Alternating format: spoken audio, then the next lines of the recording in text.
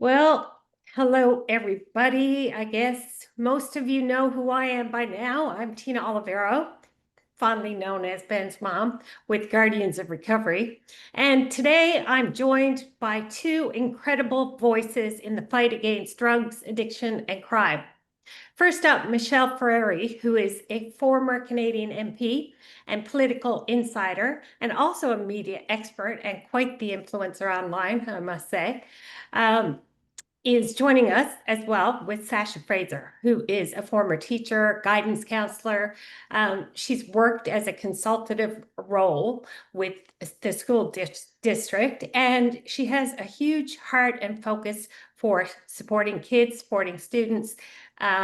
And she's also a very smart business owner in Labrador. So both women, along with myself, are seeing firsthand how addiction and drug crimes are decimating our communities.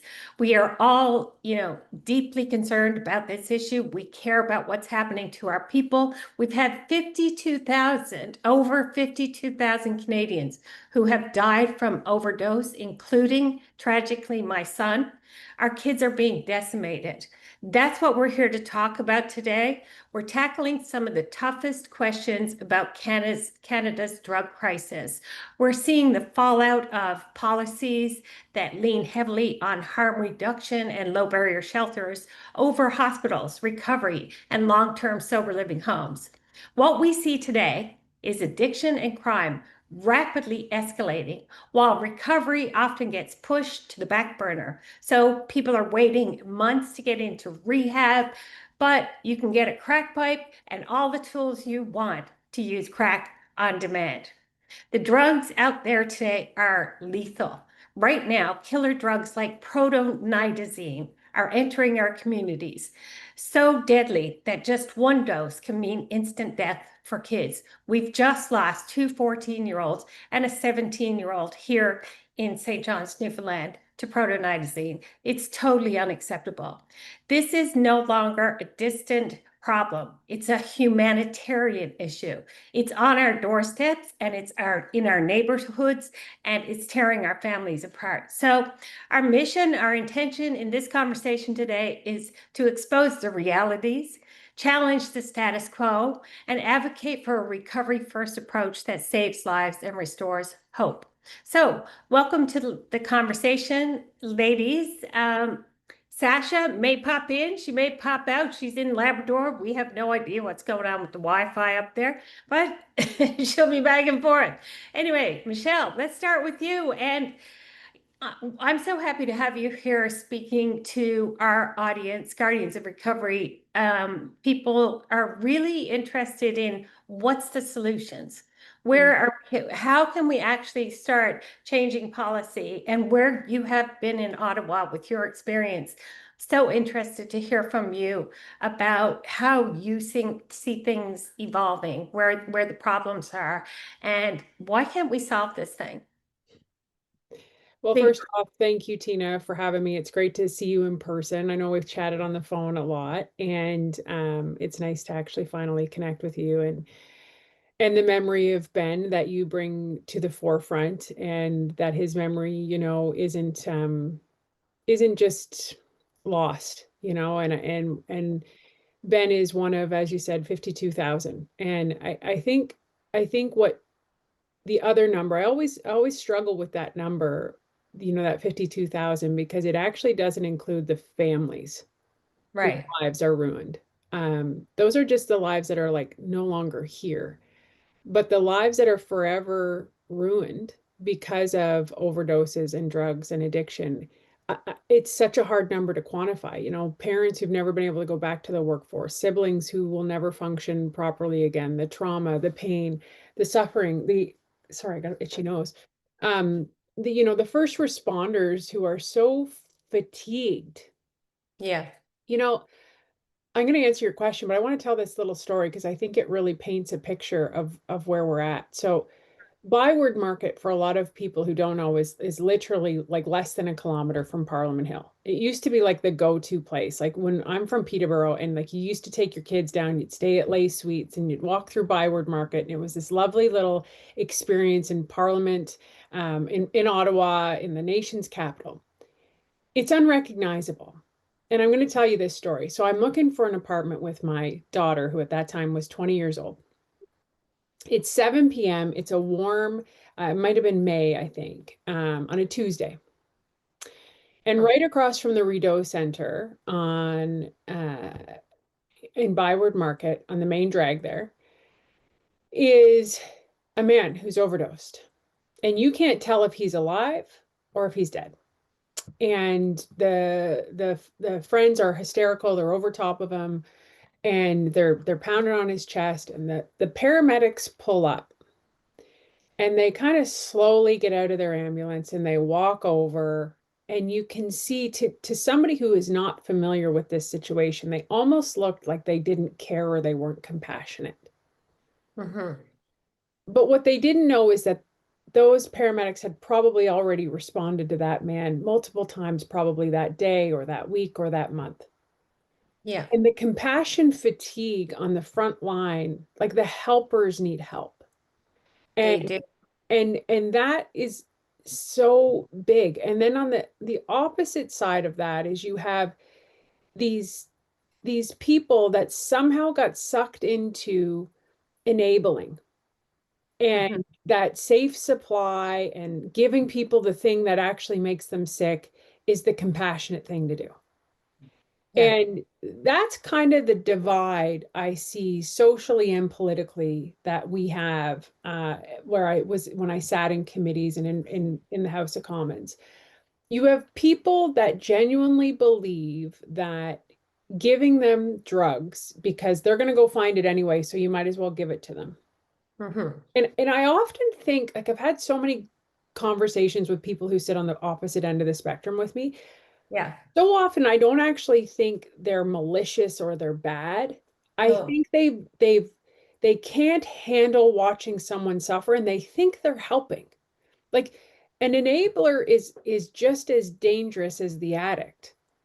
And but if you don't have the self-awareness to go along with that, to see the long-term pain that you're causing, it's a big challenge. And so then comes the piece to your question of, where does politics come into play? Well, in Yeah. our city of Peterborough is a perfect example. So Peterborough is a canary in the coal mine. We are kind of an intersection. We're what's called a bellwether riding. So we're like basically a little microcosm of the entire country. We have a ton of government subsidies. We are one of the social service providers in Eastern Ontario. So we have a lot of low income people. We have a lot of people who are dependent on the government jobs that supply, safe supply and all of these other social programs. So they don't want to see them go because they're worried that their livelihood will be gone. Mm-hmm. I think we need to shift that thinking and that mindset to, no, no, no, no, we can implement. You're always going to need programming for people. Yeah. This is the wrong programming. This is actually making it so much worse. And I think it comes down to, what is the return on the dollar, on the tax dollar that we are getting when we put out money. And I always go back to, I have this wonderful human in my community named Peggy Shaughnessy. Peggy has dedicated her life to treatment and recovery. She treats why you are addicted. Okay. She Right. doesn't just say, okay, we need to get you detoxed and then send you on your way. Good luck. Oh, well, I'm going to put you right back in the exact same environment that made you sick. And guess what? You're going to relapse and probably die, because now you've had it without your system. And this is often what happens in that cycle. Yeah. Peggy actually treats the why. And, she's never had an overdose. She's the only time the police have ever been to her facility is for coffee. Mm-hmm. And she has like an over 80% success rate, because you have to empower the person with the tools Yeah. to figure it out. But the problem is so many of these folks are so far gone that you need intervention. You need, like, we are to the point now where, this forced treatment, which seemed like the inhumane thing to do, it is not humane to walk by somebody on the street who is slumped over in folded pretzel position, the fentanyl slump, and not know if they're overdosed, dead, or dead. Like Yeah. that is exactly what you said, Tina. That is a humanitarian crisis. Yeah. And so It, to answer your question, I know I'm going on, you have to follow the money. mhm. All of politics comes back to money. And there are all of these organizations that check a box to say that they're doing XYZ. There's no accountability. There is no checks and balances of actual recovery in the dollars that are given to them. And they perpetuate and hold people in this state of suffering and palliative care. You know, Mhm. the best thing I ever heard was it is very compassionate to meet people where they're at. It is not compassionate to leave them there. And it Yeah. should be our job as policymakers, as humans, as community builders to get people out of the thing that is making them sick, not give them more of it. And it's such common sense. And yet here we are. Here Mhm. we are. It is, and you touched on so many things there. But I think about the person who's in that job, right? In harm reduction job, and I think, okay, I'm handing out needles. I could be preventing, um, Hep C today or HIV, which sounds wonderful. But what if I give out that needle and then I find out that that person overdosed and died last night? The needle I gave them. Like, at some point you have to weigh the evils here and the Risk outcome. versus reward always has to be the calculated decision maker, Tina. Yeah. And I think, risk versus reward, there is always a risk when you're dealing with medical issues. You're always going to have a risk. Hmm. But you have to weigh what is the risk versus reward and what safe supply. And I hate that term because there's nothing safe about it. Right. It is a short term. I don't want to see you suffer. And Hmm. anybody, Tina, you can talk about this, Sasha. I'm sure you can too. Anybody who's experienced somebody in the grips of addiction, it you can't describe it to somebody. Yeah. You It's can't. And as a mother, like I'm gonna cry thinking about this because Tina, like mm, your child is suffering and they come to you and they're like, the only thing that will make me better is this drug. And you don't to watch a child to watch as a mom to watch your child suffer. yeah. Tell me what's more torturous than that.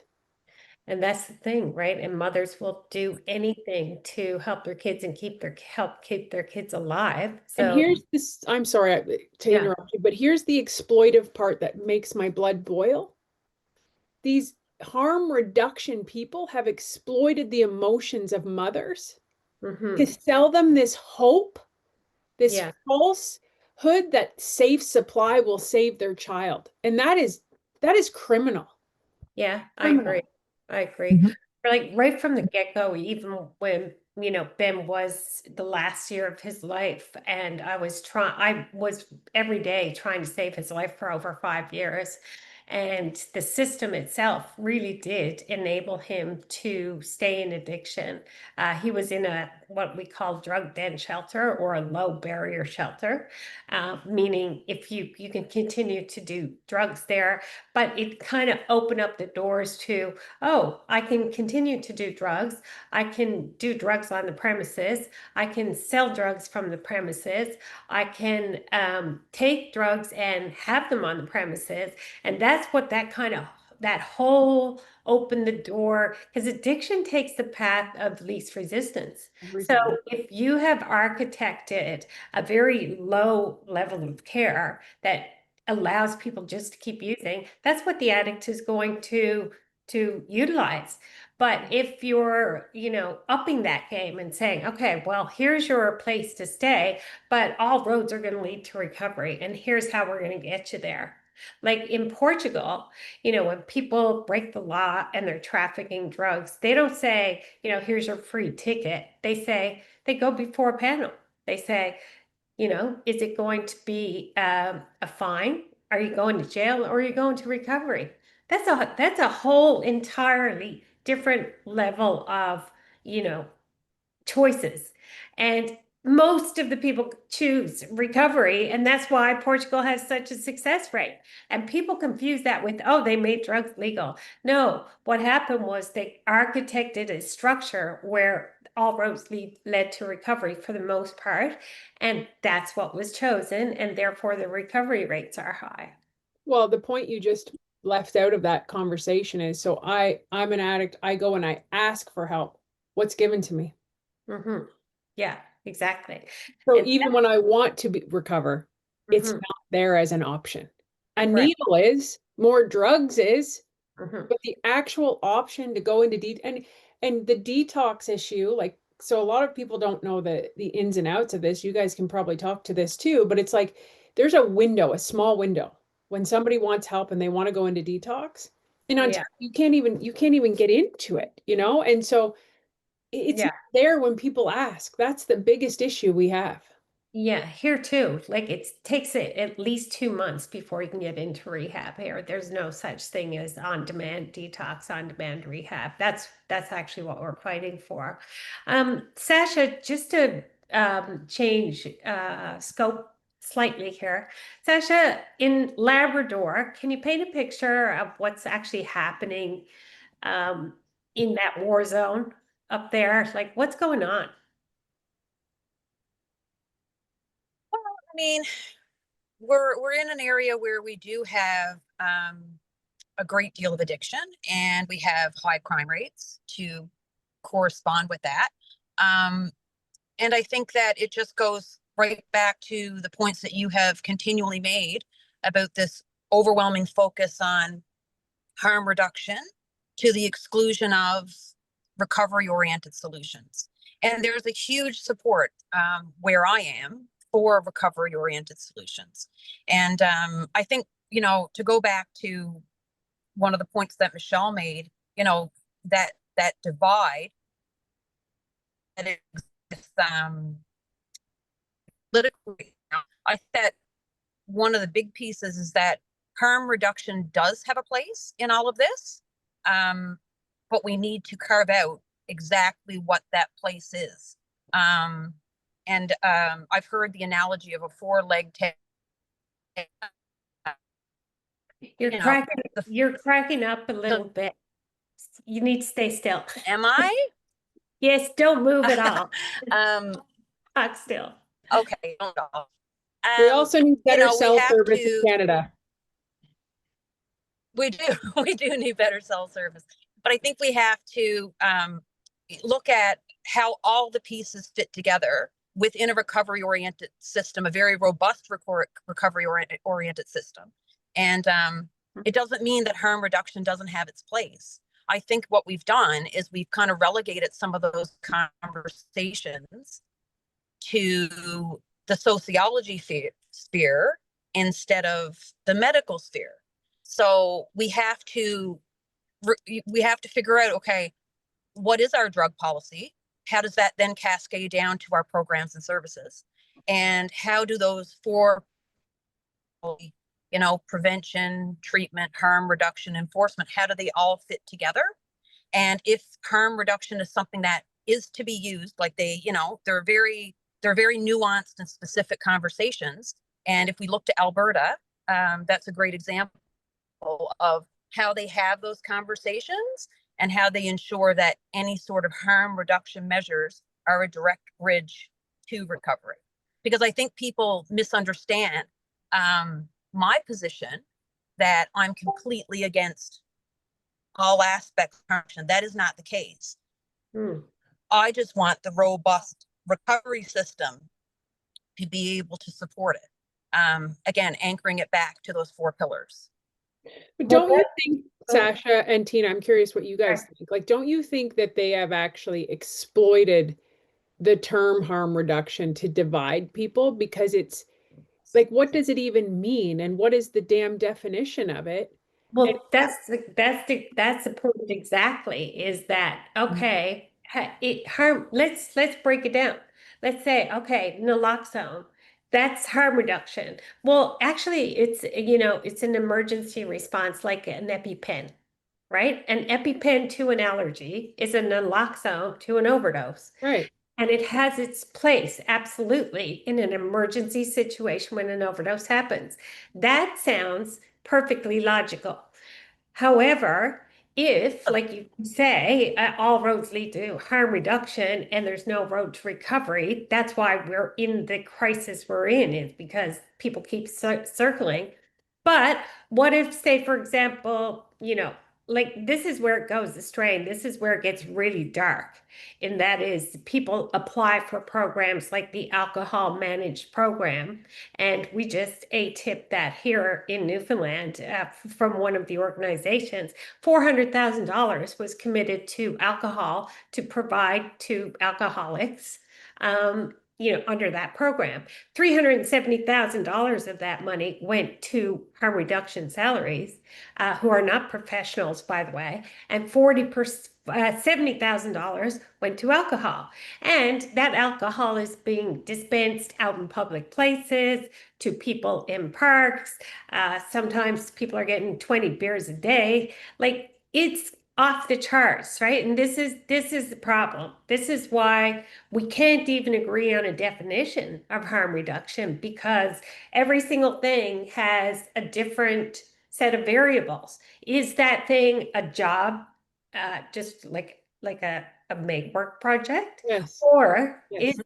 is it does it actually have a medical function that is going to facilitate someone getting better? And if so, why isn't it administered by a medical person? Why is it being, with no oversight, being administered by Jack Joe off the street who just says, I want to help homeless people or addicts, so with no Yeah. real qualifications to handle the medical side of it? And I think it goes back to the exploitation piece. I think in a system where you don't have a very strong recovery focus, it allows it to be exploited, misunderstood, misinterpreted, misapplied.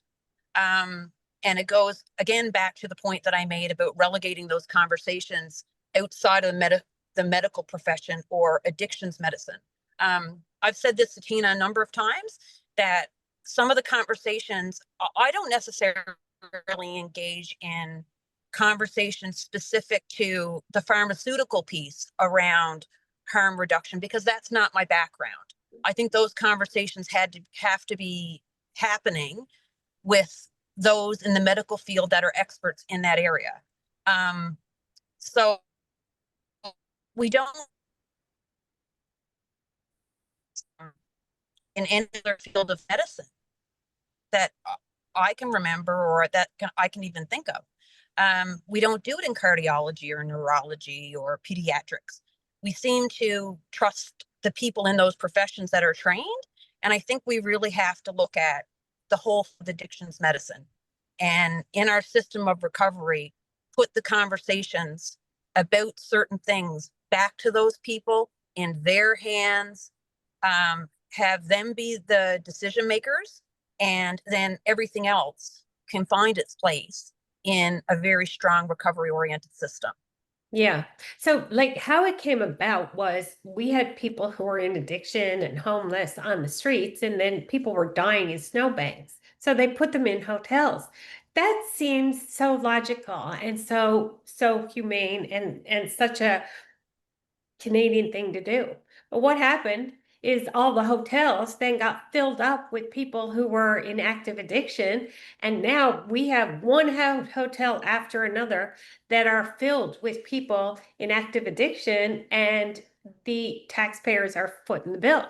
So we have so many hotels that are full like that in So you, Newfoundland. so And you put them in a hotel, but then you don't give them any resources or help. Like it's just like it's like a junk drawer. Like, let's just put it over there and we're going to close the door and not look at it and deal with it. Like, you're not actually solving the issue. Like, just it's so you're treating people like junk. Like, it, it's truly. terrible. It's And terrible. And the housing budget, Michelle. So, they get paid anywhere from $120 to $200 per night per person. Think about that. if you run a low barrier shelter, you're making $6,000 to $10,000 a day. If you're running an organization with 60 people in it, or a hotel or whatever, you're bankrolling, right? And so you're not about to step in and say, oh, I'm gonna stop myself from making all that money.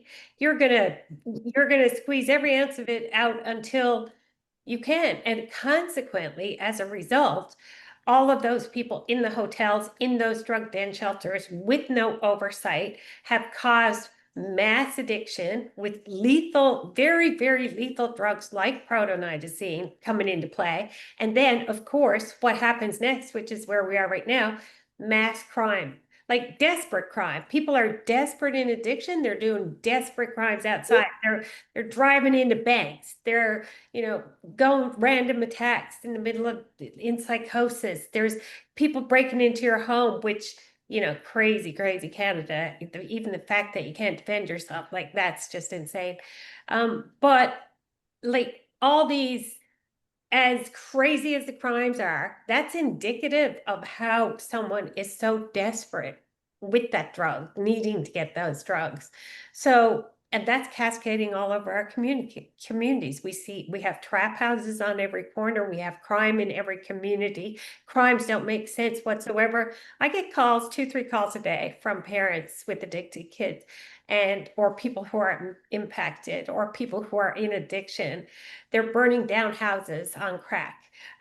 They're going through your backyard and fighting with you as they're breaking into your shed, and they don't care because the drugs they're just blotto. And burning down their parents' house and realizing once they come out of crack psychosis, oh my God, what happened? So, and this is not one time. This is all over the place. Like, make no wonder we have so many fires because people are cracked out of it and there's some kind of correlation there. I don't know, and I would never be able to prove it, but I get an awful lot of calls of people who on crack who are setting fire to stuff in psychosis. So anyway. We don't, there's a big web here. Okay. So if I was to break this up into segments, number one, there's the prevention end of things. What we're talking about right now is the intervention. Somebody's already got to the point of addiction. How do you then deal with it? But what happened to our children? What is happening to our children? The screens, the prefrontal cortex development, the loss of the family, tradition. We are in uncharted territories, and consequently, our children are not what they once were. And then you have, why is somebody, like, I go back to Peggy Shaughnessy's and Redpath's program, why are you addicted in the first place? Well, some people have, obviously genetically, they're more prone to addictive personalities. Somebody hurt their back on a work accident and they were overprescribed something that now absolutely destroyed their life. Another kid maybe ordered something, did something, oh, here, try this. Like, there's 10 million different things going on. And then there's the mental health component. So you have the higher rate of suicides, a suicidal ideation, you have eating disorders, you have all of these anxiety, depression, because this thing has changed how children function. Mm-hmm. We got rid of mental institutions. So now the people who are struggling with, like, we don't even triage, right? So it's like, okay, you come in and it should be in a way that, okay, I need to assess you. Like, are you just somebody who has an addiction, or do you have an underlying mental health condition? What kind of support and help do you need? And this is what I wish the message would get to the people who are so hyper fixated on harm reduction, which, again, I hate that term because I feel like it's been exploited. There is so much work. Trust me. Like, this isn't, you don't just take somebody and then say, oh, okay, yeah, you went through a treatment program. Yeah, all good. See you later. Good luck. It's not like that. No. And you need to triage these people. We need to be investing in brain science. We don't even touch that. We're not talking about what's in our food. We're not really studying what's happening to our kids online. Like, there's all of these issues. The mental institutions are gone. We don't have psychiatric hospitals anymore. And when you are put into a psychiatric hospital, you're locked in a room with the very thing that got you in there in the first place, which is your thoughts. And there's no robust programming. And again, I come back full circle to the story I told you at the beginning of this interview of the helpers need help. I have seen it so many times in our ER, the nurses, the doctors, like they are checked out. Yeah. And the other web of all of this, so let's talk about how's your unemployment rate there? How's the economy? People are struggling to feed themselves, feed their families. I need to cope. I start with one drink, I start with two drinks, I start with this, I start with that. I can't cope because also we're not raising resilient kids For because sure. it's just a web of so many things. And I think at the end of the day, we need to come back to basics of individual autonomy. We need to come back to like responsibility, personal responsibility, building resilience, grit, a center of connection, right? There's that big saying of the opposite to addiction is connection. It's people are lonely and they can't sit with their own feelings and thoughts. And we've Yeah. never taught anybody how to do any of these things. Mm. Well, the part to me that is most, I guess, upsetting is that, in the case of my kids, like Ben being in school, and we have these low barrier shelter people coming into schools and saying, if you're having any problems at home, talking to teenagers, mind you, which is exactly what they're designed to do at that age, which is push boundaries and make, ha actually engage in testing the world with their parents. Um, if you're having any issues at home, no problem. You can come over with us, get emancipated, go on social services, and they sell a brochure of false freedoms. And these false freedoms are given to kids at rates like unprecedented rates when kids have safe homes. And that's child luring. That is inappropriate. I don't think people realize that that's going on, but it is happening in the harm reduction, low barrier shelter world.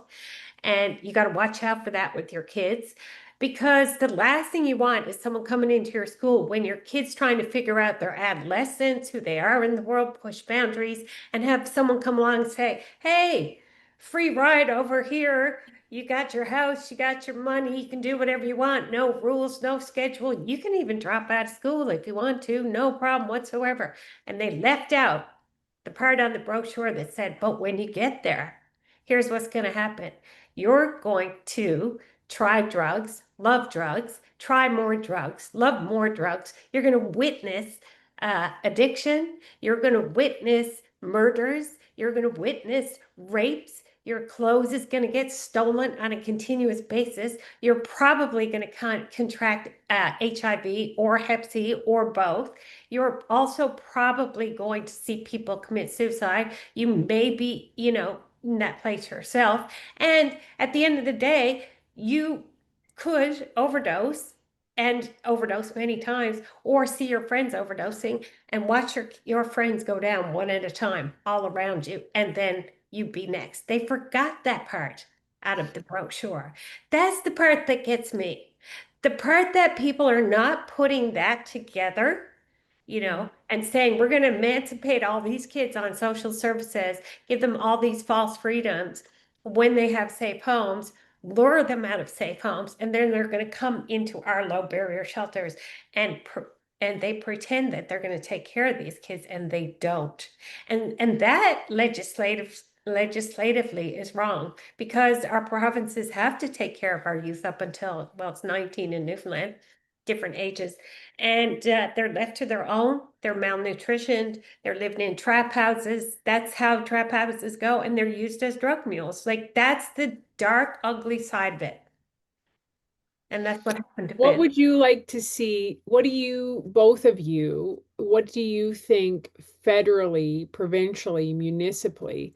I know where I sit. Like, I think the money has to be redirected and it needs to be accounted for. Every damn dollar needs to be accounted for. Like, to your point of that alcohol thing, of like all that money. Follow the money is constantly where I go. I'm curious what both of you would like to see done. Well, we're on the ATIP I, line right yeah, now. Yeah. I agree with you, Michelle. I would like to see the money redirected. I've heard many times that we don't have money to do one thing but then I'll say, okay, well, there is money over here to do this. So I would like to see, obviously, a shift in paradigm. And in order to make that happen, I think we need a shift in policy.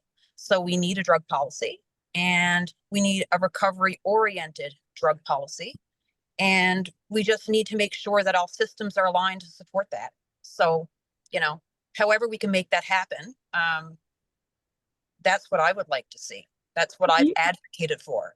Have you ever met an addict? So here's the thing, when I go out and I serve on the street and I talk to folks who are in active addiction, number one, none of them like being an addict. I've never met anybody who's like, yeah, this is fun.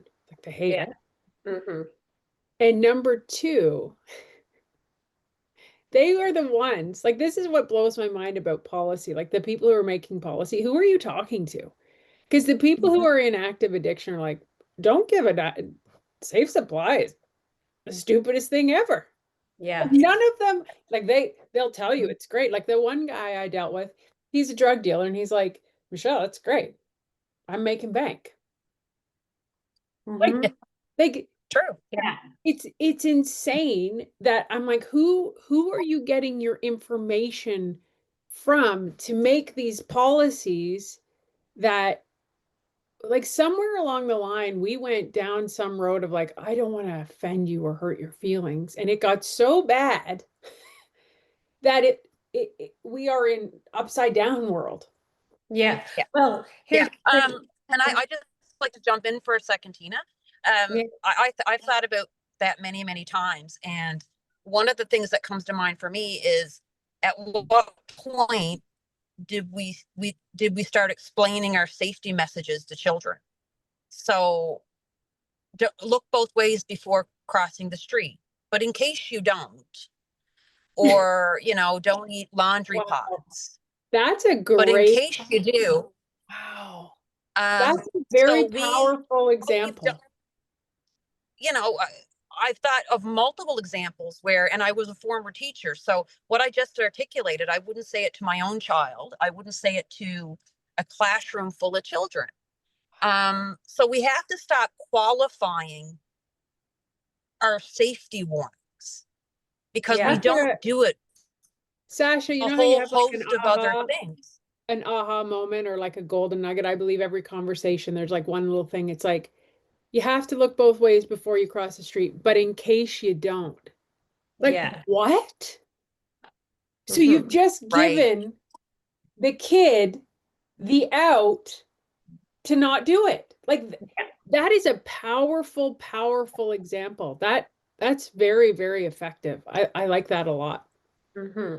Yeah, and that's what's going out there on our posters and all the stuff that they're giving out in schools. It's like, yeah, for people who are trying drugs, you start slow, and here's what you do, and here's your package, and that kind of stuff. And that is opening up the gateway for, you know, a drug enabling, drug accepting conversation, right? That's what we're dealing with. Yes. Should we be and so therefore that example that I use then segues into a conversation with children about using someone else's pills, for example. So I'll use the example of, you know, if I show my son a pill bottle, I'll say, you know, whose name is on this bottle? Yours, Mom. Okay, who gets to take the pills? You do, Mom. Anyone else? No. Well done, son. Off you go. I mean, that's the end of the conversation. But somehow we've raised the abstinence conversation and then qualified it multiple times and explained it. And we have to look at those conversations in a similar fashion, because, you know, crossing the street is a great example. You know, eating anything toxic could be another example. So we just have to stop, I think, explaining away or giving the out. It is unsafe to not look both ways to cross the street. It is unsafe to take a toxic drug or a lethal drug or an illicit drug or any drug, perhaps, and just go from there. I think we just have to shift the conversation and realize that some of what we're telling kids is just simply ridiculous. Yeah, I mean, when you talk about protonitazene, which is like 100 times stronger than fentanyl, there's no starting small with Can, protonitazene. can you talk to me about this, Tina? I have not heard this term. What's the street name for it? It's called protonitazene. It's in the nitazene family of drugs, but they don't actually have a street name for it because they put it in Xanax and Dilaudid. It looks like Xanax. It looks like Dilaudid. You think you're taking Xanax or Dilaudid, but it's actually got protonitazene in it for the purpose of making you more addicted and being stronger and, making more money. And a certain percentage of kids who take it are killed instantly. And it's all part of the mix that they're putting fentanyl in these pills as well, right? Blue canoes and everything else. So as they're pressing pills, they're putting in these highly addictive, highly lethal drugs. And a big part of it is well, now all the kids, the real young kids under 19, they're being recruited into the drug mule industry. They are selling for the drug dealers and they're highly, highly addicted. If they do survive, they're addicted to fentanyl, protonitazene, and there's all kinds of like garden variety versions of this coming into play now. And yeah. Listen, I think I'm being mindful of the time because I do have to run on another meeting, but I want to say this because I think it's important to point this out. Criminals, drug dealers, they're always going to invent. Addiction is always going to be around. Like I don't think it's trying to say, hey, we're naive and we're going to fix this and we're going to end addiction. Hmm. What we are doing as legislators is we are worsening a problem. We're like, it should be always like you're trying to mitigate, manage, make it less awful, or at least hold it stable. Yeah. We're not even doing that. We are exploding And you and have to making, ask yourself, why is not the mainstream public speaking up about that? And well, why are not yes. leaders speaking up about that? Well, I think the big thing, and I really want you to answer that one question I did ask you, Tina, before we go of what you want. I think the big thing, we went down a road of what I said earlier of, and Sasha touched on this. We got into some weird thing where it's like, I remember I got messaged and said, you can't call them an addict. And I'm like, well, what? That's offensive. That stigmatizes. I'm like, oh, you're worried about stigma, are you? Instead of them dying? Mm.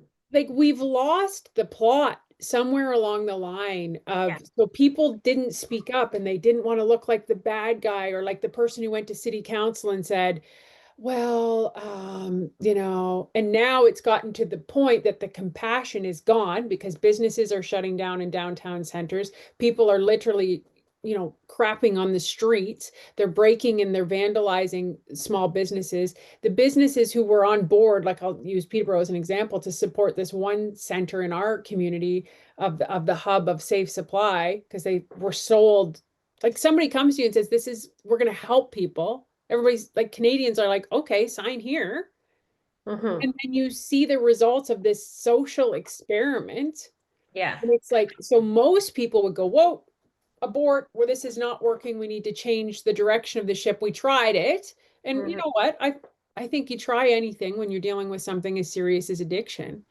But Yeah. when the results speak for themselves and you're losing more people than you did in World War II, Yeah. I think, hello, Mhm. change direction. But I do Yeah. want to ask you, Tina, Yeah, what let's you get want back to to see the done. solution. Yeah. But before we get back to the solution, there's a couple of quick things. In this whole process, whether you're an addict or you're a person in harm reduction enabling addiction, there's a couple of things that play out every time. You avoid responsibility of coming up with a solution. You get to control the situation. You allow yourself to dominate a situation. You get to be right about your position. And they use word soup and everything else to continue in that vein. Well, that's the main criteria for an addict. You get to be the victim. You avoid being responsible. You Right. take, you're always controlling things. And the whole, any person who knows an addict knows that they're controlling the whole entire family. They're dominating the whole entire situation. They're always right. They're blaming everybody else. And the harm reduction and low barrier shelter system allows for all of that as a continuance. So if we're going to get a solution, we actually have to have a remedy for the darkest side of humanity, the ego self, the one that is avoiding taking responsibility. So if we did take responsibility, what would it look like for us? I think like we're having a rally, province-wide rally, and we have made it so simple, and I believe this would eradicate 85% of the problem. First and foremost, we want drug sniffing dogs at every port of entry, trucks, marine, Canada Post, etc. Secondly, that will deal with the drugs. And we also want drug sniffing dogs in those drug den shelters so that it mitigates that, even in schools. Because if you have drug dogs in schools, you're a kid, you're not bringing drugs into schools. So first and foremost, let's get drug dogs and canines on the scene, sniffing for drugs to stop the trafficking. Second, once we deal with that, on-demand detox, on-demand rehab, and long-term sober living homes at least 2 years so that brains can actually, heal. That's how long they need. And there cannot be a gap in between. It has to be, I'm going to detox, then I'm going to rehab, then I'm going to long-term sober living homes in that order without a gap. And detox and rehab has to be fully staffed with the right medical staff to help people. And then once they get That's where you tell all the people who are worried about losing their job, honey, nope, you ain't losing your job. It's over yeah, here now. This is where we go. exactly. All people have to do in harm reduction is pivot to recovery, and they're going to do amazing because the tidal wave of recovery is coming. So you may as well be on the right side of history, and now's the time to do it. So if we just did those four things, we would actually have a very simple solution that would get rid of probably 80 to 90% of the issues we're dealing with. And when we have our province-wide rally, that's what we're asking for, those four things from the government, from municipalities, from policy. And we're asking all people in the province to stand up and say, hey, I'm no longer willing to put up with this crime. I want a future that my kids are safe in, and I want to be able to actually have hope and look forward to tomorrow. Yeah. Well, in the words of my friend from Bruce Oak, which I've had the fortunate privilege to travel this country and talk to many people like Mhm. yourself, Tina, and there are solutions. I think that's what's so Yeah. frustrating is there is feasible actual solutions and the money is not supporting these solutions. But Greg from Bruce Oak said to me, he said, Michelle, recovery is not just possible, it's plausible. Yeah, absolutely. And I think, hope, I've always said this, hope is the glue that allows you to go on when you think you can't. And Mhm. um and hope is the most powerful motivator, right? Because I think that's what, whether you're the actual addict or whether you're the family member, friend, or loved one of an addict, each day you hope, Yeah. they come out of that. Yeah, And exactly. but the system has to be there to catch them. And Yeah, it's like, they're in that moment in time, in that second, not tomorrow, not 2 weeks, not, yeah, right, that's exactly. right. That's And that, exactly right. No. So tell me more I about the, just oh, go have ahead. one question. Sorry, that's great. I guess you've asked us what we would like to see happen or what we would think needs to happen. What can you tell us about happen, based on traveling and based on your previous role and where you live? Tell us which direction you think we should go in. yeah, Well, I think you're doing amazing work. I think the thing I tell people all the time is pressure builds diamonds. And I think when you are the first person to come out, and I'll use Pierre as an example of this, because when Pierre first did his video down in Vancouver after visiting the East Side, Pierre Poilievre, leader of the Conservative Party, and he called out what safe supply was, a failed social experiment. He was the first one to say drug dens, and he was just vilified by the harm reduction community and the left. And he was like, you hate people, he was all of these horrible things. But Pierre had the numbers and the data to Right. prove what he was saying. And sometimes, as you know, Tina, and you have another level of credibility that most people don't, and that you've lived this, your son is no longer with us because of this. Yeah. And you have to say it even when people aren't ready to hear it. And um, and so there's a couple things I would say. So pressure builds diamonds. Yeah. But the most effective tool in politics that I witnessed, I was never sat on the government side. I only sat in opposition, is pressure. Because a politician is elected by the people. So Right. sometimes it's a tiered step where you've got to get people to acknowledge this is the problem. So it's like almost like, okay, it's like brand awareness. Okay, guys, this isn't working. People are dying. So here's, I always say this. I say stories connect us. Data proves the story you're telling them. Right. Exactly. And so when you have that data and you guys are doing this, like your ATIP information, the following the money, the deaths, the overdoses. But here, like I say to people, I'm like, go outside. Yeah. Like, tell me what downtown is recognizable. Like Yeah. it's not. Like and it's like it's become normal to see bodies folded in half in the middle of the street, people with no pants on. Like we have one girl in Peterborough, she doesn't wear pants and she walks up and oh yeah. Yeah. Yep. And these people, back in the 60s, 70s, early 80s, these people were all helped, hospitalized, and cared for. And here we are letting people out under the And banner we have a lot of oh, we have a yeah, lot of lessons to learn from that time. Like we, let's we, not, and I think that's why we went too far, Tina. Like One Flew Over the Cuckoo's Nest was a very powerful movie to say, okay, we actually need to reevaluate how we do psychiatric care. Like people are still doing shock therapy. We are still doing stupid things when we're not investing in the brain, understanding it. Like, you know what blows my mind is you go into a doctor, you have a broken arm, they do an x-ray, they look at the broken bone and say, okay, we have to cast it. You go in and you tell them you have this feeling, this thought. Here, try this medication. I know. It's bonkers. You don't even know that medication could make you more psychotic. Exactly. And that's happening all the time. And we know for sure that people, 70% of homeless have some sort of brain injury that has not been, there's never been a brain scan. We don't know what's happening with brains. And the biggest issue I have with all of harm reduction is you don't have a right to give someone more drugs or more alcohol without brain scans because you have no idea how much more damage you are causing. You are actually aiding and abetting someone's brain damage. We know that to be true because the more you drink and the more you drugs, the more brain damage you have.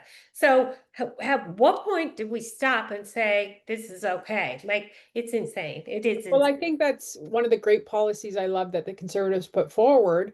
And I would love the liberals to take it. Like this should not be, your liberal conservative. This should be a humanitarian issue. Is you're dealing over 20 milligrams of fentanyl, you go to jail. You're a murderer. You're carrying an open weapon. Yeah. And now, with these other drugs you're talking about, because they're always going to involve, that's what they do. Like give a criminal some credit. They're the most innovative entrepreneurs you're ever going to find in your life. They're going to find the loophole. They're going to do it. And I think it's, I just think we have this all backward. And I can't stress how important, to Sasha's point, what I would suggest, you gotta tell people. Like, and I think you've gotten to the point now. I think what happens is people think, well, what does it matter? Like nobody listens, nobody cares. There's a saying in marketing, and it's like you have to see something 27 times. Yeah. Yeah. And Before. consistency, and you got to keep showing up, and it's like these are the solutions. Like we're presenting solutions to you, Mhm. and people's lives depend on Yeah. it. Yeah, they do. Absolutely. Yeah. Okay. On And, that, yeah. just one more thing, if it's okay. Um, Tina alluded to the fact that we've been working together a long time. And I've said this to her multiple times, through all the challenges of it. She does come at this from a very unique place in the sense that, and a very tragic place because she has lost a son. But what she's doing, in losing Ben, she's allowing me and other moms and dads and families not to lose their children. And for anyone viewing this or listening, um, I'd like for them to kind of sit back and realize that, because some of what we say can be, perhaps misunderstood, or maybe people don't like the message. It doesn't make us wrong, Yeah. and we need to realize that, like I said, Michelle, this is not liberal or conservative or progressive conservative or MDP. It's just, reevaluating where we are. This is moms who give a damn, who are trying to save kids' lives. That's the bottom line. And Sasha, we keep losing you. Anyway, but before we go, I'm here. a couple little things. Um, Peggy Shaughnessy, what's her website, Michelle? Oh, you wanted to ask me that. She has an amazing documentary coming out this Saturday, September 7th in Peterborough and Market Hall. She has Red Path. I'm just going to find you. I just want to find you the right website before I say it. So on Instagram, she's Red Path Wellness Center, Okay. and her website. Let me see if I can find it. And also, while you're doing that, we want to shout out to your website, michelleferrari.com. Michelle is an extraordinary communicator. She's going to be, I predict that you're going to be one of our top communicators in Canada. You already are one of our top influencers on social media. You got it knocked.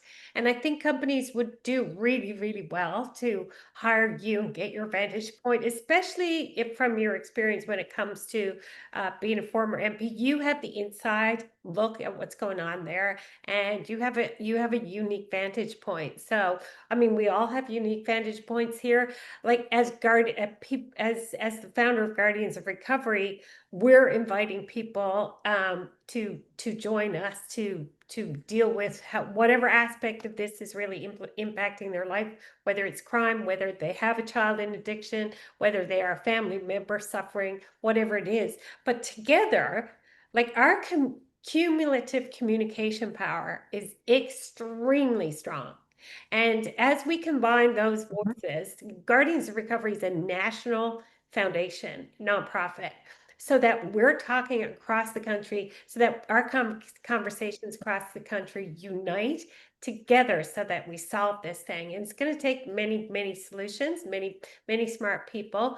And hopefully these conversations are going to, be a catalyst for that. So, yeah. Well, Tina, I can tell you, I just want to pump this before I finish saying what I say. So it's right2heal.ca, and then Okay. you'll see the Red Path program on there, but it's right2heal.ca. That's Peggy Shaughnessy. And if you're having anybody with addiction, or you want to be a trainer, or you want to help somebody, this is a great program. Or if you're in Peterborough, come to Market Hall and watch her documentary about trying to swim against the current in the system. But um, Tina, I think you've said it all really well. And Sasha, I loved what you said about Tina's trying to save the other Bens.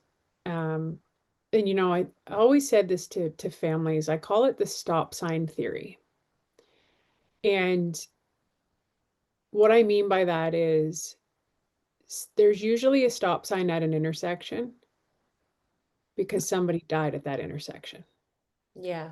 And only the family or friends who went and advocated for that stop sign to be put up to save the next person's life is there because of them.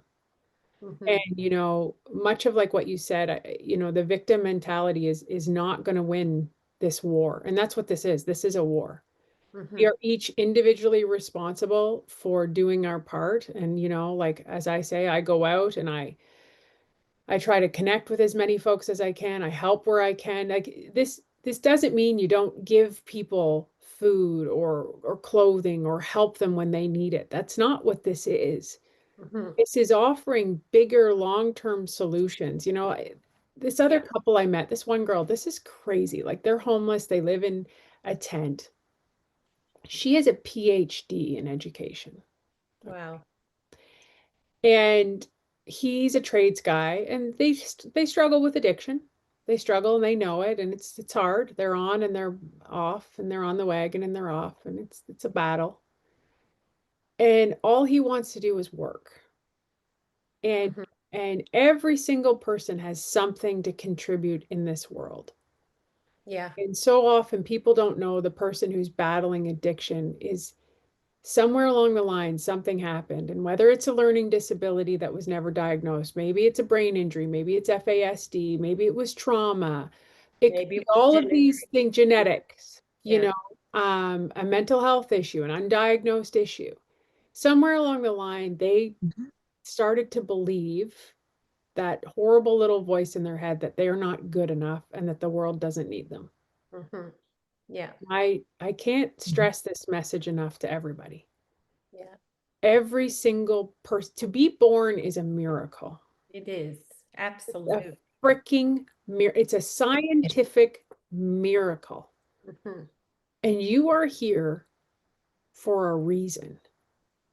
Mhm. And people love you and need you, but you decide how you show up. And Yeah. asking for Yes. help is hard, but I guarantee you, the one thing humans love to do more than anything in the world, especially out there in Newfoundland, Labrador, help people. It is. And that's the thing I Oh, see over and over again is like the pains of the past lead to the purpose of the future. And every person I know in addiction is just dying to help someone else out in the They're exact. the people, like the way Pierre said this, I'll never forget. He gave me goosebumps the first time he said it. Pierre, for those of you who don't know or don't, you know, you misinterpret Pierre Polyev, he's one of the most emotional people. And I'll tell you, when he went to Bruce Oak, which is an incredible facility, um, he was supposed to stay for a 45-minute tour. He stayed for like 4 hours. Mhm. And we actually had them come and give us a presentation because Pierre desperately wants to solve this. Like he cares so deeply about it. And I remember he said this, and he said, "I need you," and he's pointing to the folks who are in recovery, Mhm. to go out and take the hand of the next person who's down on the ground to help them up. Yeah. Because we all want to give what we needed. And so For all sure. these people who are through active addiction and are going to come out on the other side with the right help and the right tools, Mhm. they're going to be the heroes in the next gen. Like they are the ones that know how to help.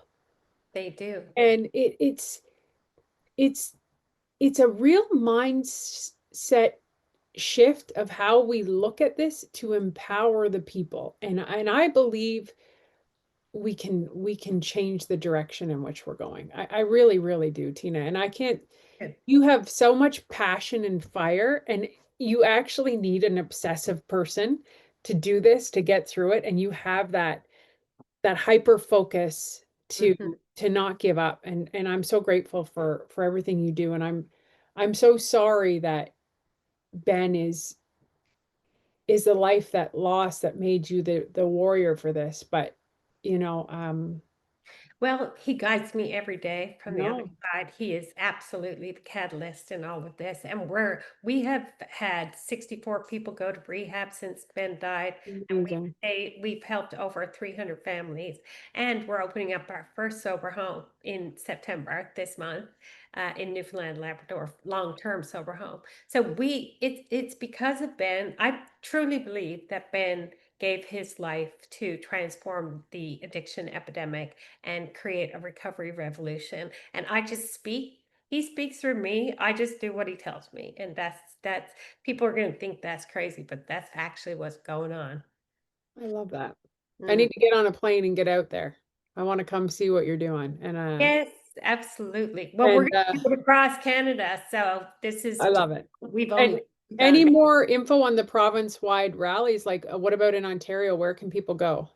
Yeah, I mean, our province-wide rally is, right now organized in Newfoundland in 12 separate destinations. So we're all rallying at the exact same time Love in that. separate destinations, all the Okay. way from Labrador. And we've lost Sacha again, but Labrador is rallying, and then we're all gathering together with speakers and musicians and families who've lost loved ones. And at 1 o'clock, we're all stopping for a moment of silence for all of those we've lost to addiction and overdose, and we will be honoring all of our fallen loved ones. And then, all the media, of course, are invited, and basically it's just unity across the province standing for the solutions we said. Yeah. Yes, Well, I'm so glad that I was able to have this chat with you. I know we'll have many, many more, yeah, many more. for You know, the House sure. is sitting again on this September 15th, and I know that this policy, we have some amazing people working tirelessly to fix this ship, Yeah, sinking ship, and so I know we'll have lots to talk about. for sure. Okay, well, we can consider this part one of the series. I love it. All right, Love it. thanks so much. Appreciate your effort, your wisdom, your time. God love you. God love you too, Tina. Keep it up. Thanks. Bye-bye. Bye.